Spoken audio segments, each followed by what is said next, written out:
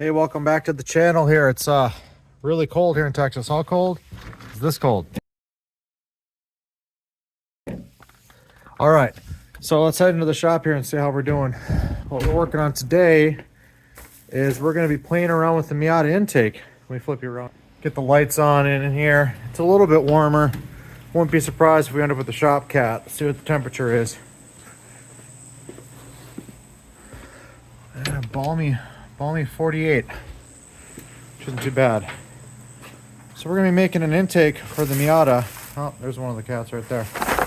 And practicing some brazing. I've been brazed since high school, and it was copper, but you can also braze aluminum. So I picked this up at Lowe's, but you can get it anywhere. Essentially, it's a map gas torch, and some low temp melting rod. Heat up the material with the map torch, spread the rod on. Let's get over to the Miata and see what we got going on here. It's the second part of the VVT swap. I figure I'll make the intake setup and go from there. So I've been deleting the headlights, and I'm not saying I'm running grid life tomorrow, but you might as well follow the rules. I would like to go play grid life with this car, and I need headlights. So what we've done on each side is I've installed projectors, and then in case there's any further DOT compliance issues, I've got a blinker here and a running light here. So I'm now legal for grid life and most other sanction bodies. This side, I just painted this up quick, but I'd cut a hole, just freehand cut it, for my intake. And I've got the old spec style intake over there. And what we've got is we've got a bump connector here, and I've got a K&N coming for this for my fresh air intake, and we're going to be running speed density with Mega Squirt and dropping a filter right in there. So let's work through that process. Now this is from Silicone Intakes. I just got a nice U90, so additional clamps, reducer clamp, and that's that. So originally I was setting this up to be able to bolt onto everything. And I probably will do that. So I'll be running the reducer here, and the filter will bolt on this. This clamp will go here, and I'll reduce down a little bit to the intake pipe. As the 1.6 is maybe going to make 105 horsepower in the Mega Squirt, I don't really think that little pipe's going to be too much of a air restriction. Worst case scenario is I can build another one. I mean, you're running, it's like 2.25. I think they're calling this 2.5. But first step here is figure out my angle. Figure out my angle here, and then cut it, and then figure out my down angle, and then there we go. So let's get you set up here on a time lapse while I work. So grab the pipe, measure the length, make a couple of marks here. Then I grab a roll of masking tape. That way I can put it around the pipe to make a nice even circle here, and you'll see in a moment where my line is. And now we'll go cut it. Pipe's cut, I wrapped it. Now we're just marking up the other half of the 180, making some lines here. That's actually an extension piece I'm putting in that it already has the AIT sensor bung put in place. We're just marking it all up here, making sure I know exactly where I'm going to cut, checking underneath, making sure I understand exactly where the filter's going to set. And there's a lot of test fitting here in this piece, but I think we've got it figured out, so let's go over to the workbench. At the workbench here we can see I'm tracing the line all the way around using another circular pipe. Now we're just cutting a notch, and I'm actually going to get a sheet metal cutter to actually cut the metal really quickly. I don't have a nice bandsaw, but this way I can cut it, and now I'm just grinding it down flat, going through 40, 80, 120 grit flappers here, just to make sure it's got a nice smooth edge. I don't have anything that's going to cut me. Going through post-video editing and realized I never actually showed you connecting these two pieces. So it's pretty simple. I just stacked them vertically and heated them up and put that solder rod through the gap and just fused them together. And we'll get back to the video here and we'll see how it turned out first attempt. Really lesson learned here, do it on a horizontal surface, not a vertical. It tends to run down, but you'll see here in a moment. All right, first try. I got a little greedy there, but it's not perfect, but it'll do. We're gonna let it cool off, and then we're gonna try to pull it apart. You can see I started there, No protrusion inside though. Oh, a little bit right there actually. So we'll let it cool off because you have to get to 750 degrees. And then we'll try to pull it apart, and if not, we'll put the next piece on. All right, it held up decently. I'm gonna try to clean that up and fill that in a little bit more, maybe make it a little prettier, but we got an intake sensor. And now I think I'm gonna put a clamp there. I was originally going to put the pipe on the end to make it one piece, but I think I'm gonna make this a joint right here and then just run a little piece. I'll probably have to do a piece here and then turn it that way and put the filter on it. So let's get you back in time lapse. Here I'm bringing that other piece up through the fender liner, and I follow the old adage of measure, measure, measure, measure, measure, measure, and then finally cut. And that's exactly what I'm doing here, is I'm just making sure everything's going to fit underneath, checking underneath, and unfortunately these fender covers really get in the way here, so I'll be flipping it up over the top here in a moment.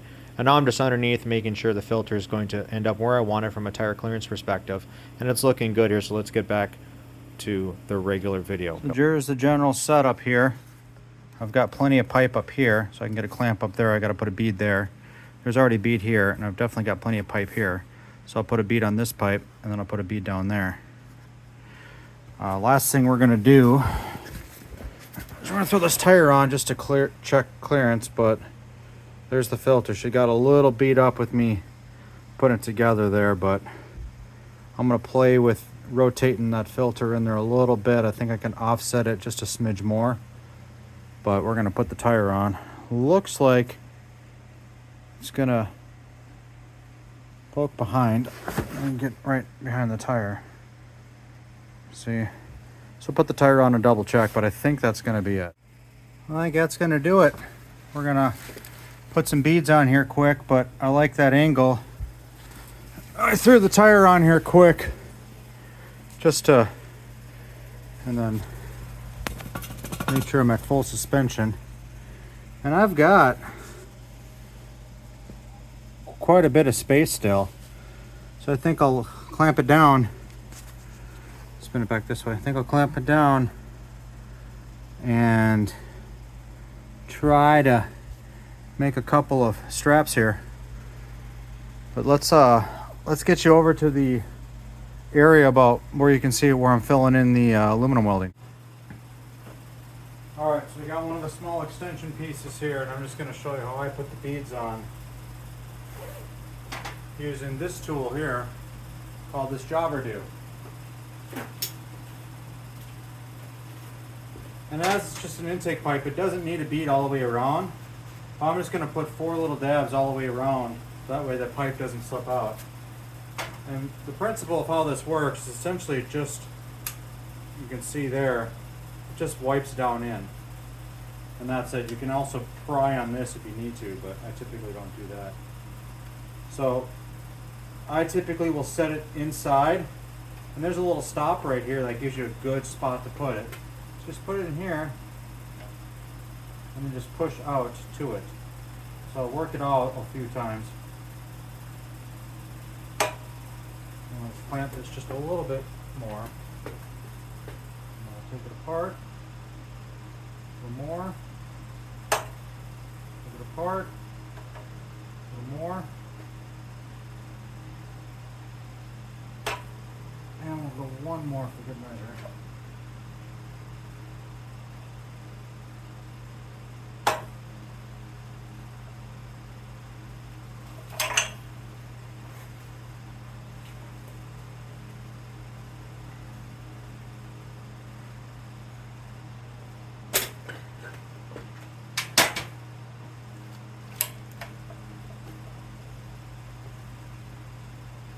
And there you have it. You got a nice little bead right there. And I'll just grab out the vice grips and spin it back out. And I'll just put another one on the inside, or maybe another one, and then 2 more over here. Get a better angle of that. So it's not going to slip out at all, and you just bend the tip up. Where it's deformed there, you just bend it up and you'll be done. So now we're just adding more beads to the rest of it here, and it's really just clamp, go, go, go, go, go. Really, this tool is pretty much just a glorified vice grips.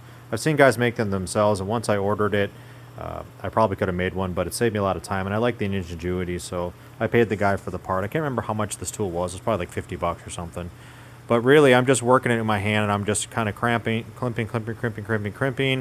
and just tightening it down a little bit every time like you would when you're shoring up on a vice grips there. And now you can see I've got another one, and I've got them all the way around. And we're pretty much done with this pipe here, so we'll move on to the next piece. So there's that. Got a couple of bumps to hold the hose clamp. It doesn't take much. Again, this is an intake pipe. I just don't want it working itself out with the vibration. So now the hose clamp will sit right in here and it won't come apart, especially if you're running T-bolts. So let's set up now to fill in the rest of those gaps. I got you zoomed in pretty close, but you need a map gas torch. And then I'm using the matching rods. And you can see here, focus.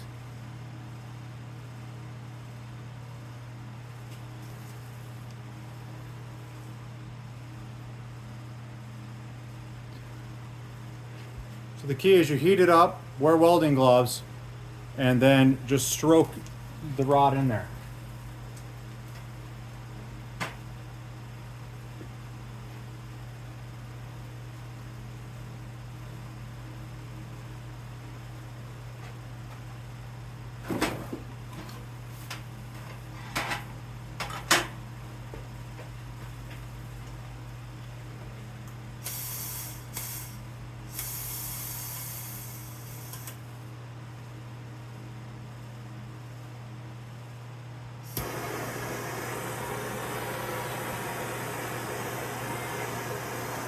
Now you want to heat the metal and just wipe this in.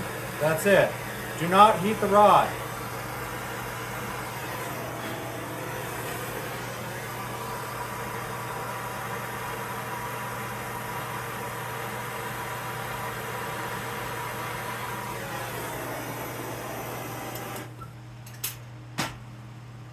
I'm actually going to pull my tape out of there real quick.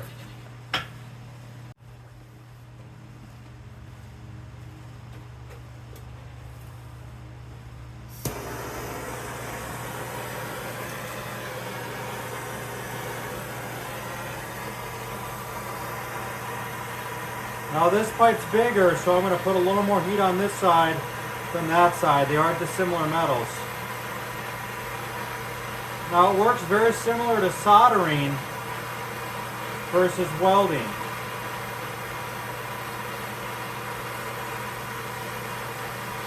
It takes a few minutes to get her warm.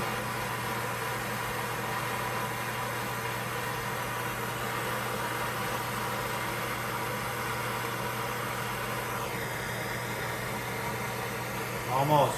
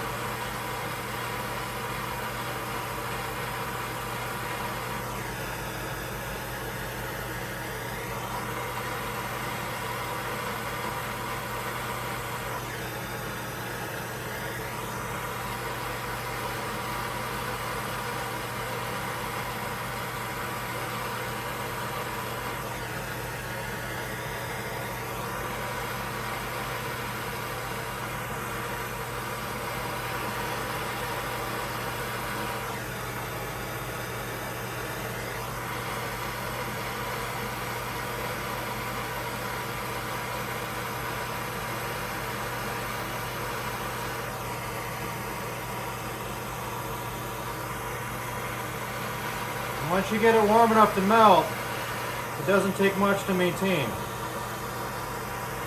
So I'm just filling this top in.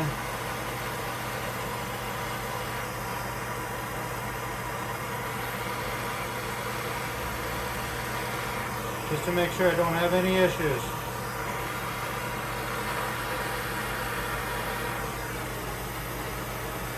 There we go, that's a good wipe.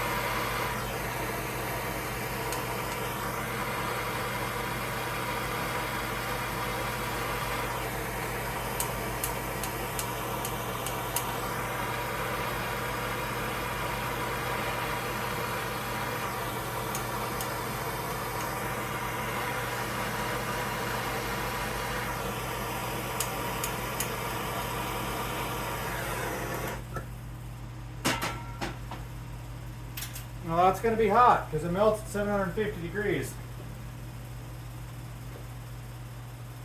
194 in the surface temp, so do not touch it. But that's pretty much it. You just kind of dab. And there you have it. Not perfect, but you could spend time. I'm just going to send it because it's a race car. But I may come back and fill this in eventually. But this is definitely...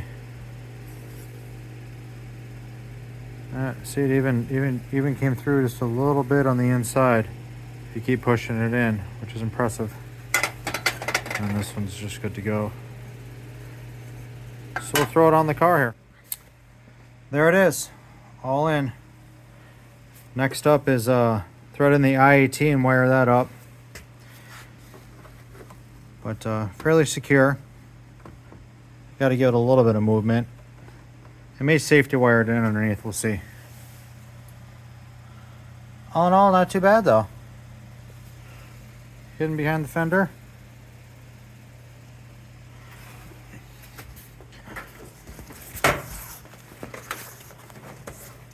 That's it. Next episode, we'll probably put the mega squirt in after I'll button up this wiring, mount the ballast and everything. Thanks for tuning in. One more picture of the final product here, as well as the install. And then lastly, I'll show you the job redo piece. So thank you for tuning in. Hopefully you found this informative and maybe entertaining. We'll catch you next time on the next video. Thank you.